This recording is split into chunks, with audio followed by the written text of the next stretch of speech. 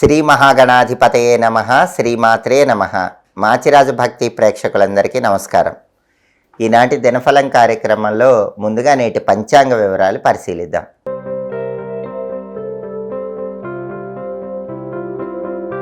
జనవరి 13 మంగళవారం దినఫలాన్ని పరిశీలిస్తే దశమి తిథి మధ్యాహ్నం 3:18 వరకు ఉంది. ఆ తర్వాత ఏకాదశి తిథి వచ్చింది.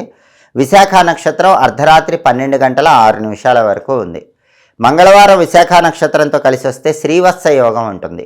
ఈ శ్రీవత్స యోగం విశేషమైన లాభాన్ని కలిగింపజేస్తుంది. అంటే 12 రాశుల వాళ్ళు ముఖ్యమైన పని మీద బయటికి వెళ్ళినా, ముఖ్యమైన ప్రయాణాలు చేసినా శ్రీవత్స యోగం అనేది మీ పనుల్లో లాభాన్ని కలిగింపజేస్తుంది, మీ ప్రయాణాల్లో లాభాన్ని కలిగింపజేస్తుంది. మంగళవారం అయినప్పటికీ శ్రీవత్స యోగం ఉంది కాబట్టి ముఖ్యమైన పనులు, ముఖ్యమైన ప్రయాణాలు చేసుకోండి. ఖచ్చితంగా అవి లాభాన్ని కలిగింపజేస్తాయి. అయితే పని మీద బయటికి వెళ్ళేటప్పుడు బెల్లం ముక్క నోట్లో వేసుకుని నవ్వులుతూ వెళ్ళండి. మంగళవార ప్రభావం ఉండదు. శ్రీవత్స యోగమే పూర్తిగా అనుకూల ఫలితాలు ఇస్తుంది. అలాగే రాశిచక్రం చార్ట్లో గ్రహాల స్టేటస్ తీసుకుంటే మంగళవారానికి అధిపతి అయిన కుజుడు ధనుస్సు రాశిలో గురువింట్లో మిత్రక్షేత్రంలో ఉన్నాడు. కాబట్టి భూములు, గృహాలు, స్థలాలు, పొలాలు ఇలాంటివి కొనటానికి కానీ అమ్మటానికి కానీ సంబంధించిన ముఖ్యమైన చర్చలు చేయడానికి బలం ఉంది. రియల్ ఎస్టేట్ రంగంలో కీలకమైన చర్చలు చేయడానికి బలం ఉంది. అప్పులు తీర్చడానికి చేసే ప్రయత్నాలకు కూడా బలం ఉంది. బ్యాంకు లోన్ల కోసం చేసే ప్రయత్నాలకు బలం ఉంది. కాబట్టి కుజుడి ధనుస్సు క్షేత్రస్థితి ఈ పనులు చేసుకోవడానికి అనుకూలతను కలిగింపజేస్తుంది. అయితే ప్రాపర్టీ రిజిస్ట్రేషన్లు చేసుకోకూడదు. ప్రాపర్టీస్కి సంబంధించిన ముఖ్యమైన చర్చలు చేయడానికి కుజుడి ధనుస్సు క్షేత్రస్థితి అనుకూలిస్తుంది. అలాగే విశాఖ నక్షత్రానికి అధిపతి అయిన గురువు మిథునంలో బుధుడి ఇంట్లో శత్రువు ఇంట్లో ఉన్నాడు. కాబట్టి సాంఘిక కార్యక్రమాలు, సేవా కార్యక్రమాలు నిర్వహించే వాళ్ళు ఏవైనా పనులు చేసేటప్పుడు 1కి 10 సార్లు ఆలోచించి నిర్ణయాలు తీసుకోవాలి. సాంఘిక కార్యక్రమాల్లో, సేవా కార్యక్రమాల్లో ధనాన్ని ఖర్చు చేసే విషయంలో కూడా అప్రమత్తంగా ఉండాలి. అలాగే నక్షత్ర బలాన్ని బట్టి కొన్ని ముఖ్యమైన పనులు చేసుకోవచ్చు. ప్రధానంగా విశాఖ నక్షత్రం ఉంది కాబట్టి విశాఖ నక్షత్ర బలాన్ని బట్టి వ్యవసాయ సంబంధమైనటువంటి పనులు ప్రారంభించడానికి అనుకూలం. అగ్రికల్చర్ రిలేటెడ్ వర్క్స్ చేసుకోవచ్చు. అలాగే భూగర్భ నిధుల గురించి తెలుసుకోవటానికి చేసే ప్రయత్నాలకు విశాఖ మంచి నక్షత్రం. చాలామంది భూముల కింద ఉన్నటువంటి నిధి నిక్షేపాల గురించి ప్రయత్నాలు చేస్తూ ఉంటారు. అలాంటి నిధులు, నిక్షేపాలు ఉన్నాయో లేవో తెలుసుకోవటానికి చేసే ప్రయత్నాలకు, అంటే మీ పొలాల్లో కానీ, మీ స్థలాల్లో కానీ, మీ ఇళ్లల్లో కానీ నిధి నిక్షేపాలు ఉన్నాయో లేవో తెలుసుకోవటానికి చేసే ప్రయత్నాలకు, వాటికి సంబంధించిన పరీక్షలకు విశాఖ నక్షత్రం అనుకూలిస్తుంది. అలాగే బోరింగ్ పనులు నిర్వహించడానికి కూడా విశాఖ నక్షత్రం విశేషంగా అనుకూలిస్తుంది. విశాఖ ఉంది కాబట్టి బోరింగ్ పనులు చేసుకోవచ్చు. కానీ మంగళవారం బోరింగ్ వేయకూడదు. మంగళవారం బోరింగ్ వేస్తే అనుకూల ఫలితాలు ఉండవు. అయితే బాగా ఎమర్జెన్సీ ఉన్నవాళ్ళు విశాఖ నక్షత్ర బలాన్ని బట్టి చేసుకోవచ్చు. అలాగే పెయింటింగ్ కోర్సులు నేర్చుకోవడానికి కూడా విశాఖ నక్షత్రం అనుకూలిస్తుంది. అలాగే కోర్టు పరమైన వ్యవహారాలకు విశాఖ చాలా మంచిది. కోర్టు పరంగా లాయర్లను కలుసుకోవటానికి, లాయర్లతో ముఖ్యమైన చర్చలు చేయడానికి విశాఖ చాలా మంచి నక్షత్రం. ఒక్కొక్కసారి మంచి కోసం చెడు చేయాల్సి వస్తుంది. చెడు చేసైనా సరే మంచి విజయం సాధించడానికి చేసే ప్రయత్నాలకు విశాఖ అనుకూలిస్తుంది. అంటే అనేక మందికి మంచి జరగటానికి, చెడు చేసైనా సరే విజయం సాధించడానికి చేసే ప్రయత్నాలకు విశాఖ చాలా మంచి నక్షత్రం. విశాఖ నక్షత్ర బలాన్ని బట్టి ఈ ముఖ్యమైన పనులన్నీ చేసుకోవచ్చు. అలాగే ఈనాటి దినఫలం కార్యక్రమంలో 12 రాశుల వాళ్ళ రాశి ఫలితాలు ఎలా ఉన్నాయో ఇప్పుడు మనం పరిశీలిద్దాం. ముందుగా మేషరాశి. మేషరాశి వాళ్ళకి ఈరోజు బంధువుల సమాగమము ఏర్పడుతుంది. అంటే బంధువులతో కలిసి ఉల్లాసంగా, ఉత్సాహంగా కాలాన్ని గడుపుతూ ఉంటారు.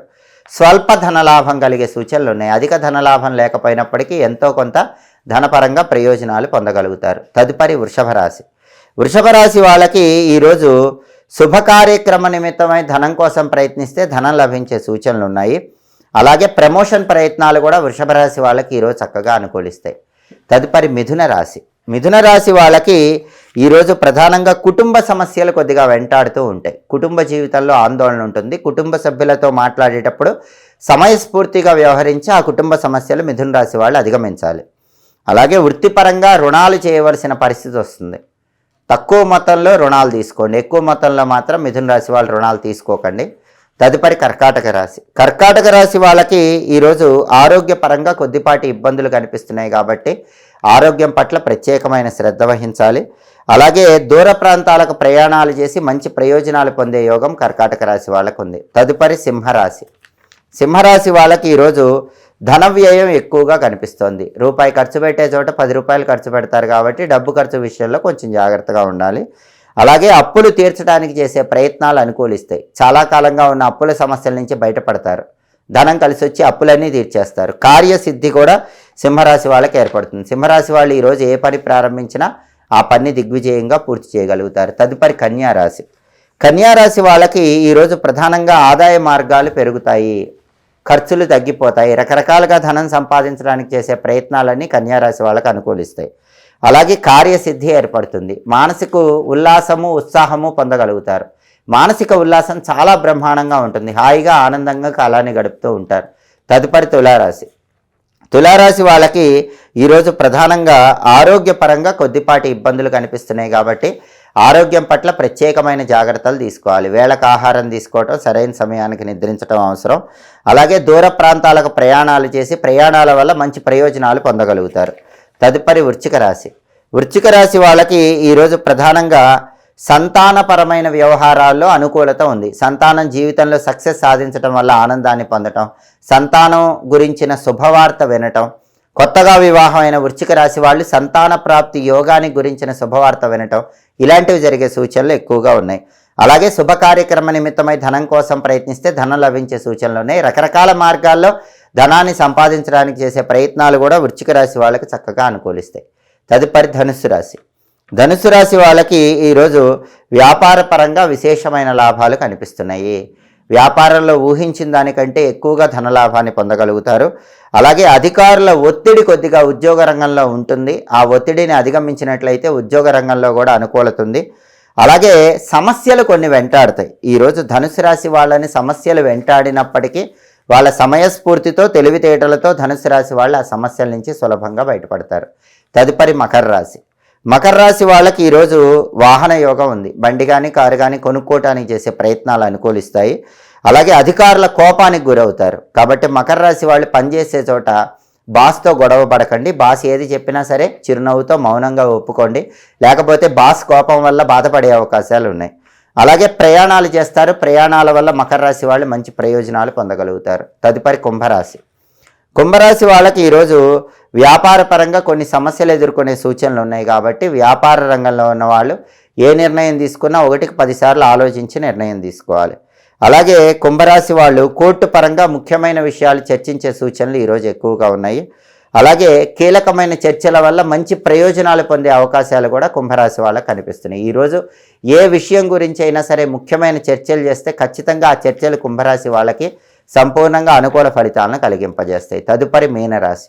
మీనరాశి వాళ్ళకి ఈరోజు అధికార లాభం కనిపిస్తుంది. అంటే మీరు పనిచేసే చోట మీకు ఏదైనా హోదా పరపతి లభించడానికి అవకాశాలు ఎక్కువగా ఉన్నాయి. అలాంటి వాటి కోసం ప్రయత్నం చేసుకోవచ్చు. అలాగే మీనరాశి వాళ్ళు ఈరోజు వ్యాపార రంగంలో ఉన్న వాళ్ళకి ధనప్రాప్తి యోగం ఉంది. మీనరాశిలో జన్మించిన వాళ్ళు ఎవరైనా సరే వ్యాపారం చేసే వాళ్ళు ఉంటే ఈరోజు మీరు ఊహించిన దానికంటే ఎక్కువగా వ్యాపార రంగంలో ధనలాభం పొందడానికి అవకాశాలు ఎక్కువగా ఉన్నాయి. 12 రాశుల వాళ్ళు అనుకున్న పనులు అనుకున్నట్లు దిగ్విజయంగా పూర్తి చేసుకోవాలంటే ఈ రోజుకున్న ప్రత్యేకత ఏంటంటే దృక్ సిద్ధాంత భోగి పర్వదినం. అంటే మనకు ఒక పండుగను నిర్దేశించేటప్పుడు 2 సిద్ధాంతాలు ఉంటాయి. ఒకటి పూర్వ సిద్ధాంతం, ఒకటి దృక్ సిద్ధాంతం. పూర్వ సిద్ధాంతం అంటే ప్రాచీన ఋషులు చెప్పిన సిద్ధాంతం. దృక్ సిద్ధాంతం అంటే ప్రస్తుత జ్యోతిష శాస్త్రవేత్తలు ఖగోళంలో గ్రహాల కదలికను బట్టి చెప్పే సిద్ధాంతం. ఈ దృక్ సిద్ధాంతాన్ని బట్టి అంటే ప్రస్తుత జ్యోతిష్కులు ఖగోళంలో గ్రహాల కదలికలను బట్టి చెప్పిన సిద్ధాంతమైన దృక్ సిద్ధాంతం బట్టి ఈరోజు భోగి పర్వదినం. కాబట్టి దృక్ సిద్ధాంతాన్ని పాటించే వాళ్ళు ఎవరైనా సరే ఈరోజు భోగి మంటలు వేసుకోండి. అలాగే శ్రీయమిచ్చేత్ హుతాశనాత్ అనే అగ్ని మంత్రాన్ని చదువుకొని పని మీద బయటికి వెళ్ళండి. శ్రీయమిచ్చేత్ హుతాశనాత్ అంటే అగ్నిదేవుడు సిరి సంపదలు కలిగించాలని అర్థం. కాబట్టి ముఖ్యమైన పని మీద బయటికి వెళ్ళేటప్పుడు కానీ దృక్ సిద్ధాంతాన్ని పాటించి పండుగలు చేసుకునే వాళ్ళు భోగి మంటలు వేసేటప్పుడు కానీ శ్రీయమిచ్చేత్ హుతాశనాత్ అనే మంత్రాన్ని 21 సార్లు లేదా 11 సార్లు చదువుకోండి. దానివల్ల సమస్త శుభాలు చేకూరితే పని మీద బయటికి వెళ్ళేటప్పుడు కూడా ఈ మంత్రం చదువుకొని వెళితే అగ్నిదేవుడి అనుగ్రహం ద్వారా కార్యసిద్ధి ఏర్పడుతుంది. అనుకున్న పనులు అనుకున్నట్లు పూర్తి చేసుకోవచ్చు. అలాగే మంగళవారం కాబట్టి ఉదయం 6 నుంచి 7 మధ్యలో, మధ్యాహ్నం 1 నుంచి 2 మధ్యలో, రాత్రి 8 నుంచి 9 మధ్యలో కుజహోర ఉంటుంది. కుజహోర ఉన్న సమయంలో అప్పులు తీరిస్తే చాలా మంచిది. మళ్ళీ అప్పులు చేయాల్సిన అవసరం రాదు. కుజహోరలో సర్జరీలు చేయించుకుంటే కూడా చాలా మంచిది. 100% సర్జరీలు విజయవంతం అవుతాయి. ఎలక్ట్రికల్ పనులు నిర్వహించుకోవడానికి కూడా కుజహోర అనుకూలిస్తుంది. హోరా కాలాన్ని బట్టి ఈ పనులు చేసుకుంటే సమస్త శుభాలు చేకూరతాయి. ఇవి ఈనాటి దినఫలం కార్యక్రమంలో ముఖ్యమైన అంశాలు. మళ్ళీ తదుపరి దినఫలం కార్యక్రమంలో తిరిగి కలుసుకుందాం.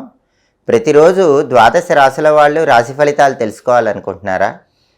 నక్షత్ర బలాన్ని బట్టి ఎలాంటి పనులు చేస్తే అద్భుత ఫలితాలు కలుగుతాయో తెలుసుకోవాలనుకుంటున్నారా? యోగాన్ని బట్టి ప్రయాణాలు చేసేటప్పుడు చేయాల్సిన పరిహారం తెలుసుకోవాలనుకుంటున్నారా? అలాగే హోరా కాలాన్ని బట్టి పాటించాల్సిన విధుల గురించి తెలుసుకోవాలనుకుంటున్నారా? అయితే మాచిరాజ్ భక్తి ఛానల్ తప్పకుండా చూడండి. మా వీడియోస్ మీకు నచ్చినట్లయితే మా ఛానల్ లైక్ చేయండి, కామెంట్ చేయండి. మా ఛానల్ వీడియోస్ 10 మంది మిత్రులకు షేర్ చేయండి. మా ఛానల్ సబ్స్క్రైబ్ చేసుకోండి. పక్కనున్న బెల్ సింబల్ నొక్కటం మాత్రం మర్చిపోకండి. సర్వే జనాః సుఖినో భవంతు. స్వస్తి.